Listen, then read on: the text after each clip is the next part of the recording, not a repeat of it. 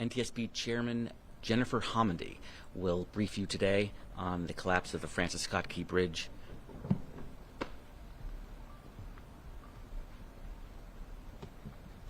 Good afternoon, and thank you for joining us. Next week marks 1 year since the striking of the Dali container ship with the Francis Scott Key Bridge in Baltimore. The bridge subsequently collapsed into the Patapsco River, killing 6 construction crew members and injuring another, as well as 1 person on board the vessel.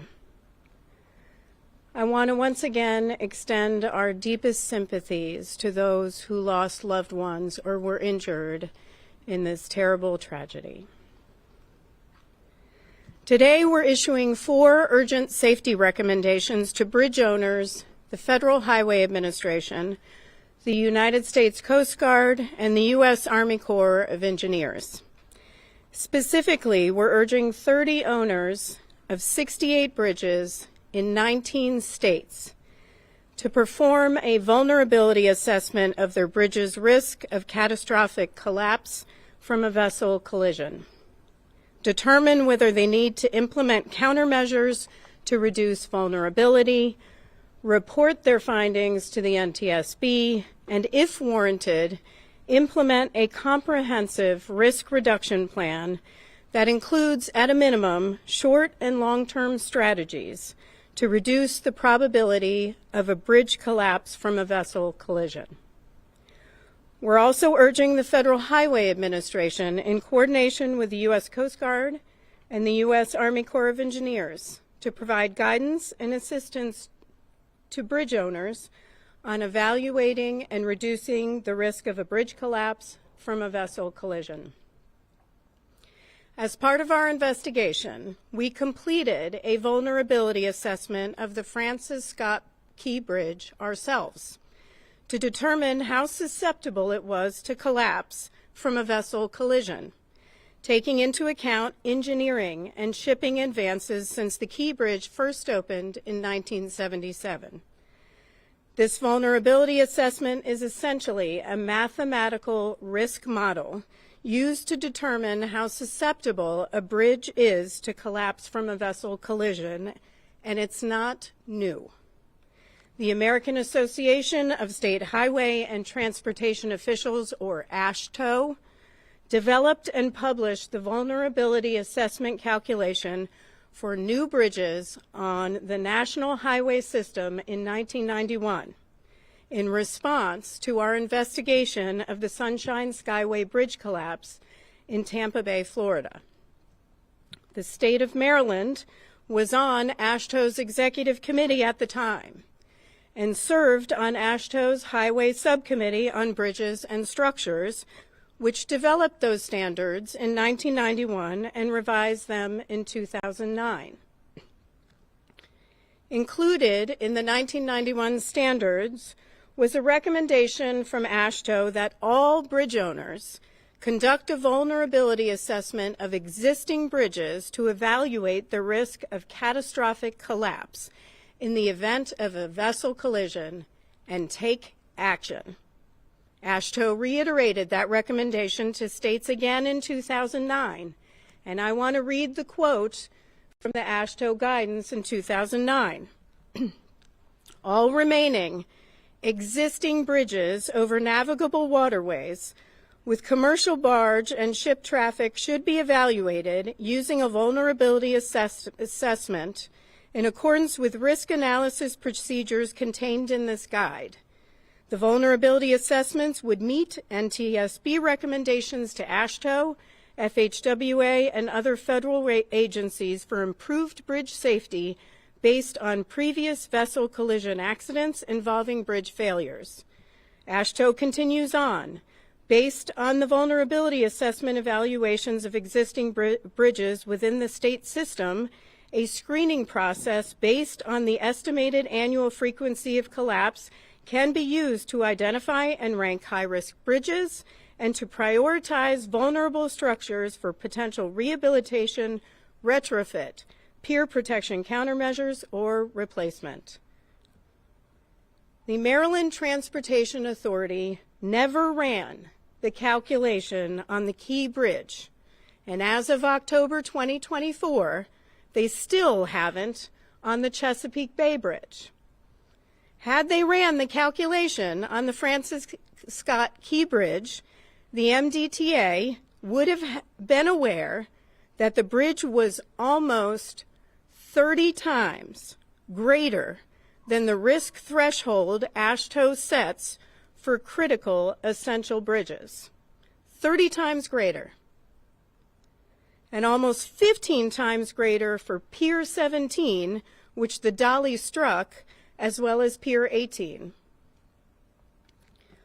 What's frustrating is, not only did MDTA fail to conduct the vulnerability assessment on the Key Bridge, they did not provide, nor were they able to provide, the NTSB with the data needed to conduct the assessment, including the characteristics of vessel traffic passing under the bridge, vessel transit speeds, vessel loading characteristics, waterway and navigable channel geometry, water depths, environmental conditions, bridge geometry, pier protection systems, and ultimate lateral capacity of the bridge piers.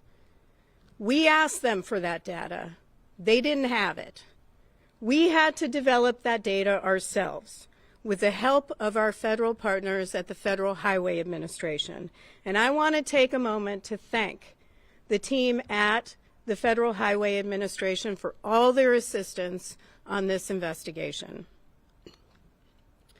We conclude in our report that had the MDTA conducted a vulnerability assessment of the Key Bridge based on recent vessel traffic, the MDTA would have been able to proactively identify strategies to reduce the risk of a collapse and loss of lives associated with a vessel collision with the bridge. Like the Key Bridge, other bridges throughout the United States were designed before AASHTO's 1991 guidance.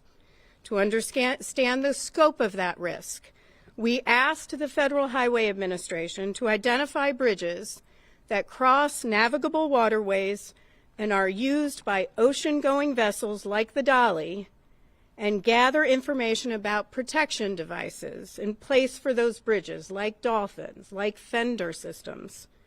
We then narrowed that list based on when the bridge was built, whether it had a vertical clearance of at least 80 feet, and whether it had substructures such as piers in a waterway. We also evaluated vessel traffic transiting under the bridges. We repeated the same process for bridges owned by the U.S. Army Corps of Engineers. And as a result, we identified 72 bridges in 19 states, managed by 30 bridge owners that were likely not designed and built to AASHTO specifications. Owners of 4 of those bridges performed a recent vulnerability assessment and are either implementing a plan to reduce their bridge's vulnerability or will be doing so in the future. The remaining 68 bridges that have not undergone a vulnerability assessment based on recent vessel traffic have an unknown level of risk of collapse from a vessel collision, which is why we're recommending that those 30 bridge owners take action now. Frankly, we've been sounding the alarm on this since the tragedy occurred, and in testimony before the House Transportation and Infrastructure Committee last April. We need action. Public safety depends on it.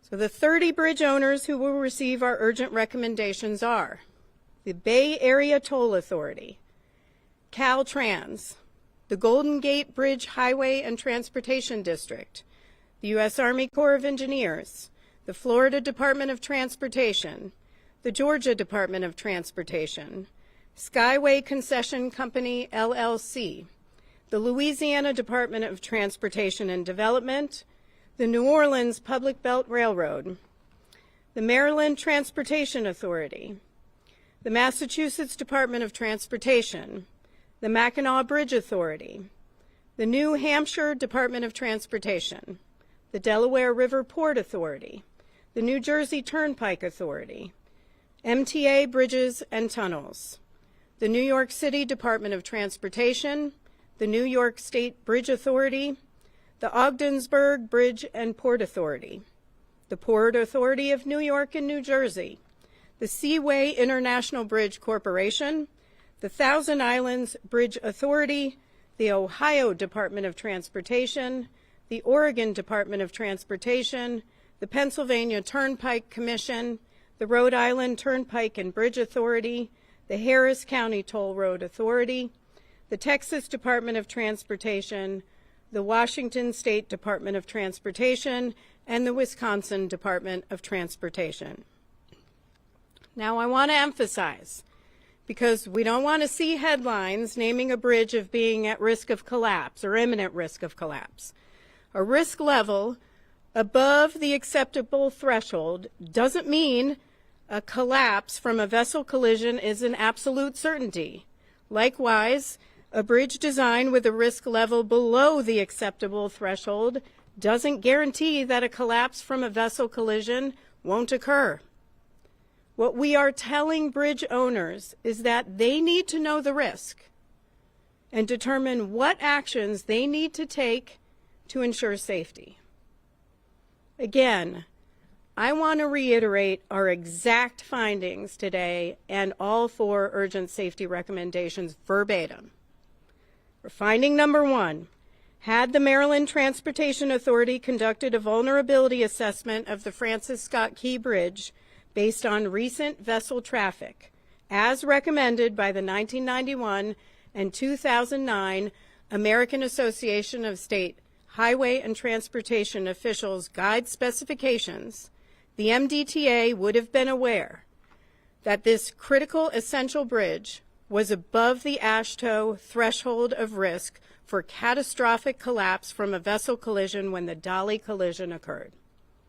Finding number 2, had the Maryland Transportation Authority conducted a vulnerability assessment of the Francis Scott Key Bridge using the American Association of State Highway and Transportation Officials Method 2 vulnerability assessment calculation, the MDTA would have had information to proactively identify strategies to reduce the risk of a collapse and loss of lives associated with a vessel collision with the bridge.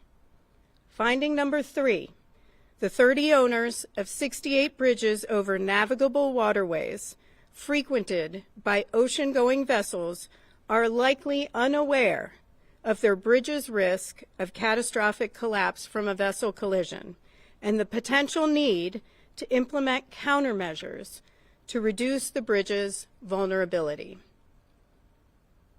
Urgent Recommendation 1 to the Federal Highway Administration.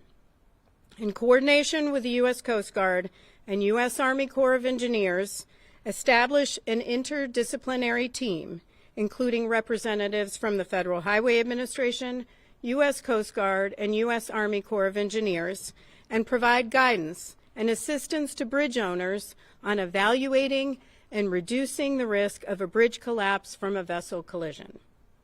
Urgent Recommendation number 2, the U.S. Coast Guard and the U.S. Army Corps of Engineers as the recipient of Recommendation number 2. Support the Federal Highway Administration in establishing an interdisciplinary team and provide guidance and assistance to bridge owners on evaluating and reducing the risk of a bridge collapse from a vessel collision.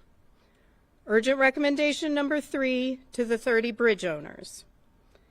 Calculate the AASHTO Method 2 annual frequency of collapse for the bridges identified in Appendix B of the report that we issued today, for which you are responsible, and inform the NTSB whether the probability of collapse is above the AASHTO threshold.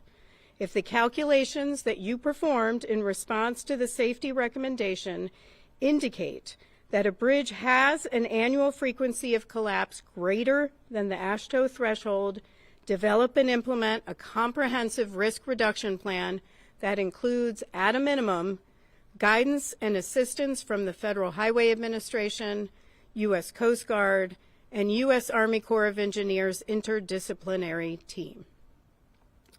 And The fourth recommendations, develop short and long-term strategies to reduce the probability of a potential bridge collapse from a vessel collision.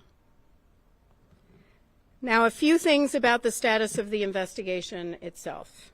We're releasing over 1,000 pages of investigative material in the public docket today, including our bridge factual report and some interviews. Next week, we intend to release the hazardous materials, meteorological, and survival factors factual reports, as well as a study conducted by our Office of Research and Engineering on vessel size increases and associated safety risk. In the next few weeks, we intend to publicly release the voyage data recorder audio transcripts and associated data. We're still finalizing the engineering, nautical operations, and anchorage factual reports. We'll then begin working on our analysis and developing our findings, our probable cause, and our safety recommendations with a final report released this fall. Now with that, I will take some questions. Please raise your hand. I'll call on you. Please state your name and your affiliation. My name is Jessica Babb. I'm with Fox 45 out of Baltimore. So I know you said that the MDTA did not provide or not calculate these risk assessments on the Key Bridge. The Dali was a sizable cargo ship. So had the MDTA conducted this assessment, could they have put measures in place you believe could have prevented this collapse? And if so, what types of measures would those have been? Yeah, so these bridge owners need to be looking at recent vessel traffic. Things have changed over time. Vessels have gotten bigger, heavier. At one point in the 1950s, we had vessels that had just 800 containers on them. Now we're talking 24,000 containers. So they need to take a look at specific measures that are included in the AASHTO guidance. So yes, MDTA would have known the risk and could have taken action to safeguard the Key Bridge. Do you think that collapse could have been prevented, though? Had they done that, the collapse could have been prevented. Yes. Chair Homendy, it sounds like from what you're saying, these 68 bridges, the owners have not done these assessments. But do you expect that the vast majority, if they do those assessments, the vast majority of those bridges would be above the acceptable level of risk and need significant improvements? The question is whether the 30 bridge owners that were issuing these recommendations do, whether we believe their risk assessment will show that they're above the AASHTO threshold. We don't know that. That is something that this is why we are urging those bridge owners to take action. We're hoping it's very few, but we don't know that at this time. We believe they don't know that, and they need to determine what their risk is and start to put in those protective measures if warranted. One thing I do want, back to your question on could they have taken action, would have prevented it, this is not new. They could have been evaluated, MDTA could have done this evaluation numerous times over the past several decades. It was recommended by AASHTO in 1991. It was recommended by AASHTO in 2009. They were part of that subcommittee in issuing those recommendations, and they especially should have looked at the change in vessel traffic, certainly after the 2016 expansion of the Panama Canal. Yes. Thank you for taking my question. Phil Yakubuski from WBAL Radio in Baltimore. You talked about the process that they should have done these assessments. Were there warning letters sent to them? Can you talk about that? How did you keep tabs that this was not being done? So the question is the vulnerability assessments and how MDTA had not done these vulnerability assessments. It was a recommendation from AASHTO in 1991 and again in 2009. As part of our investigation, we asked, had you done these this vulnerability assessment on the Key Bridge? The answer was no. We then asked, are you doing this vulnerability assessment on the Chesapeake Bay Bridge? The answer is no. They have not. Yes, sir. You're making these recommendations. How do you follow up on them? Oh, I'm sorry. I'm Alan Etter from WTOP here in Washington. Thank you, Al. Yes, ma'am.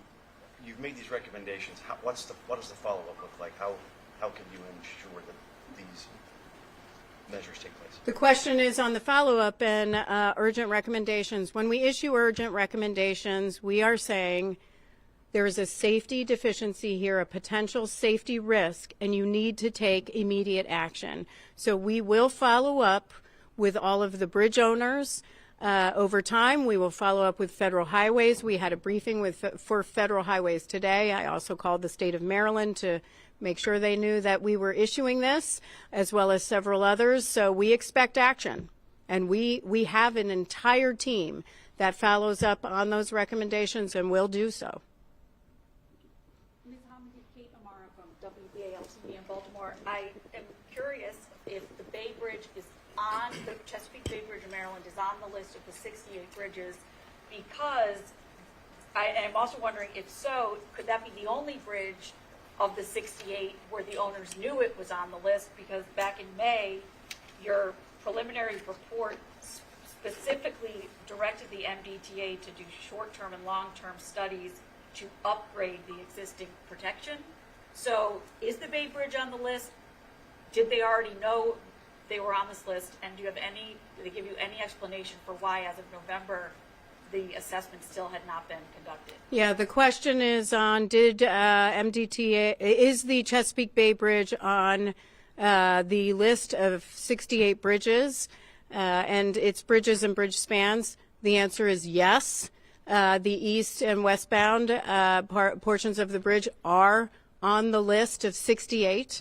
And then the question is about their vulnerability assessment and conducting the vulnerability assessment.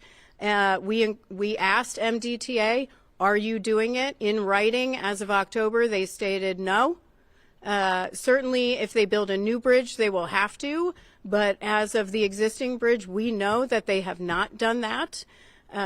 Calculation, that vulnerability assessment takes a long time. There's no reason why they shouldn't have done it before now. It shouldn't take an urgent safety recommendation to get action, and we expect that to be done now. And we'll follow up. Thank you. Sure. Yes, sir. Chair Homendy, Adam Tuss, Channel 4 here in D.C. People have a hard time driving over the Bay Bridge as it is right now. What would your advice be to them if the safety risk is kind of unknown at this point in time? Yeah, the question is about concerns over safety and driving over the Bay Bridge. I also drive over the Bay Bridge at times.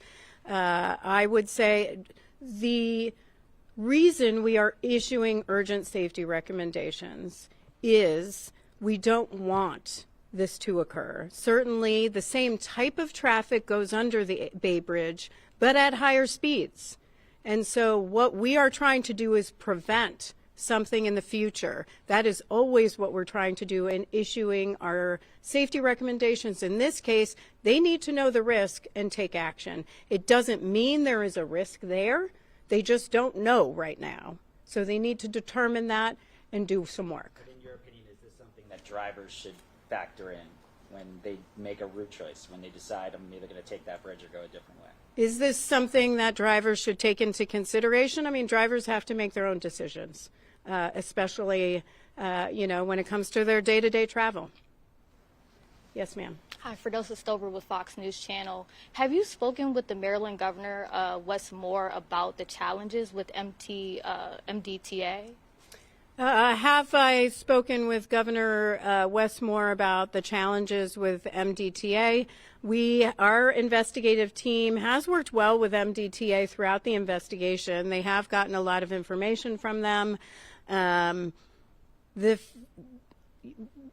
didn't have the information to provide. So it wasn't that they were withholding the information, but they didn't have the data that needed to go into that calculation. Why that is another issue. They should have had that data. We did the work, but they have worked well with our team. Yes, sir, and then I'll go over here. The question is about the data. Sam Janus, Baltimore Sun. Do you know if they have changed any of their data collection systems, and if they even have the data to have a full risk assessment for the Bay Bridge at this point? Does MDTA have the data to do a full risk assessment of the Chesapeake Bay Bridge? They've certainly had enough notice to go ahead and get that data together. This is part of our recommendations where we are urging Federal Highway Administration, the U.S. Coast Guard, and others to work with the states to help them do that. So hopefully they'll be able to take action, but this is a great question for MDTA on what they do have available for the Chesapeake Bay. Yep. Elizabeth Worthington from WAR 2 News in Baltimore.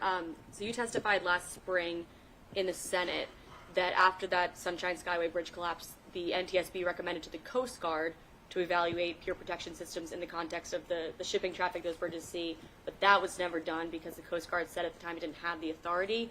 Do they have the authority, and are they doing that now? And that testimony was before House Transportation and Infrastructure Committee.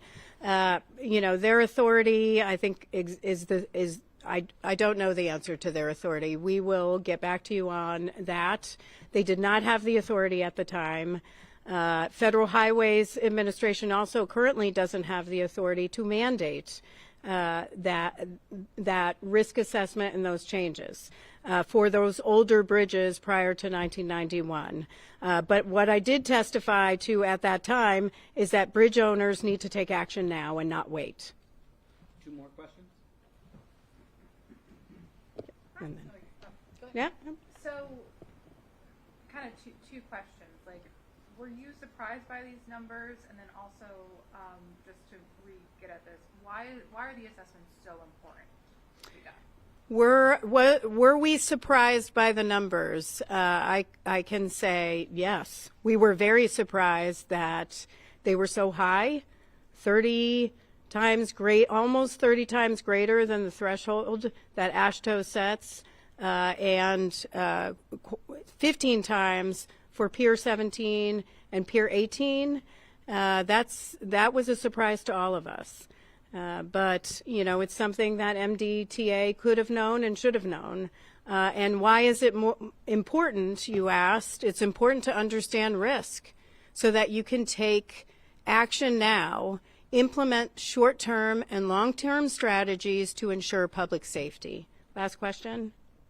So we actually asked MDTA over the summer when we were doing a story for the AASHTO frequency of collapse calculations, and MDTA replied, this is a direct quote from them, "This specification on analysis for pier protection is used only when designing a new structure to determine if/where pier protection is needed."